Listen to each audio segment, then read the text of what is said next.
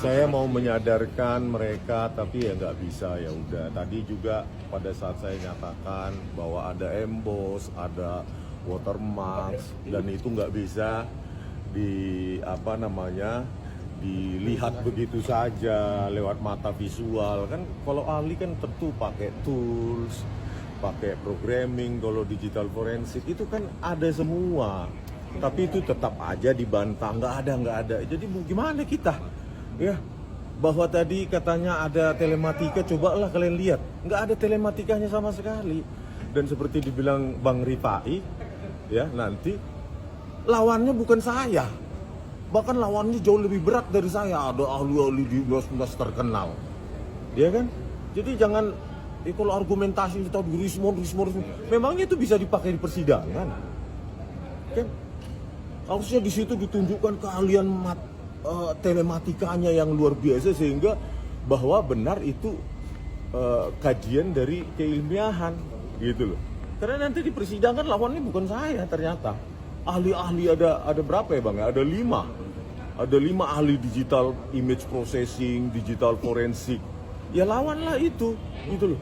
Tapi kan janganlah seperti saya bilang, kalau yang ada jangan pernah dibilang nggak ada.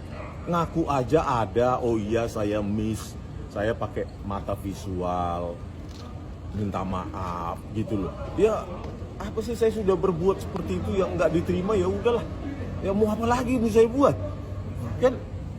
Dia melanjutkan persidangan, nanti kan tinggal dibuat. Itu cuma data dari Dian Sandi Utama, belum data yang dipegang oleh penyidik, ya.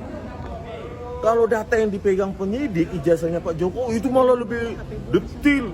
Masalah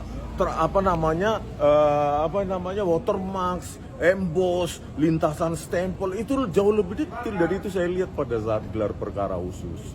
Oleh karena itu, itulah yang membuat saya nggak bisa tidur. Makanya saya bilang, minta maaf satu hal, tapi dimaafkan juga hal lain. Belum tentu juga kita minta maaf dimaafkan, gitu loh.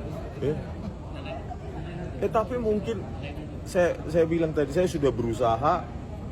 Ya udah, mereka dengan dikiranya itu perjuangan, ya publik itu kasihan, ya kan, publik. Ya sebenarnya kalau mereka minta maaf, mungkin publik akan tercerahkan. Tapi kalau terus seperti ini, terus 99,99% palsu dia bilang, tapi tanpa menunjukkan metode apapun nggak keluar sama sekali tadi, ya hanya mata visual. Itu bukan ahli bro, dan lawanmu bukan saya, jauh lebih berat. Ada profesor dari universitas terkenal nanti, itu lawanmu yang akan menguliti, menelanjangimu.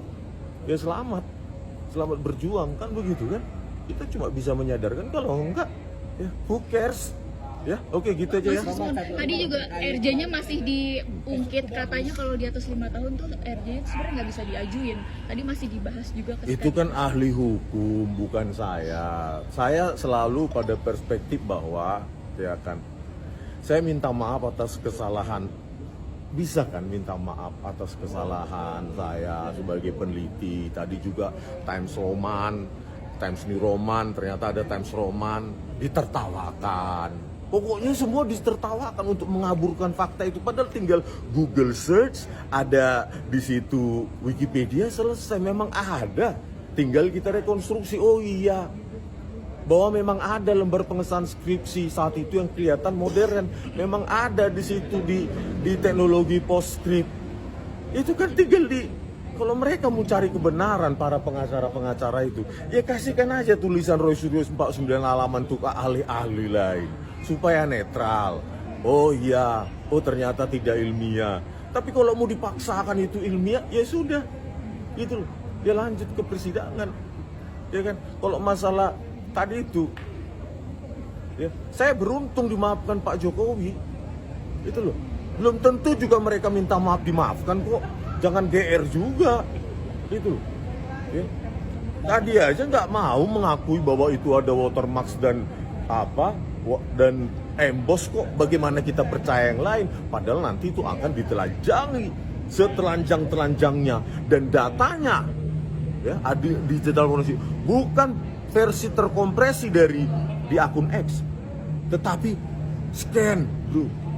Itu jauh lebih detail scan itu, dan itu tegak lurus terhadap observasi. Artinya apa? Tidak ada variabel pergeseran dan rotasi yang ditertawakan dia. Kata Rismon, ya, kita mau menyadarkan Roy Suryo dan kuasa hukumnya Refli Harun itu tidak mungkin. Pernyataan yang kemudian melahirkan tindakan-tindakan yang lagi-lagi tujuannya adalah untuk ya mendelegitimasi seseorang, bahkan untuk menghancurkan orang lain atas nama ya dirinya yang satu-satunya benar, dan kebenaran itu tidak mungkin berada pada sisi orang lain. Nah, kalau sudah seperti ini, maka sebetulnya ya seperti kata Rismon, ya, kita mau menyadarkan Roy Suryo dan kuasa hukumnya Refli Harun itu tidak mungkin, karena mereka sudah ya memiliki standar kebenaran yang tersendiri yang berbeda dengan kita.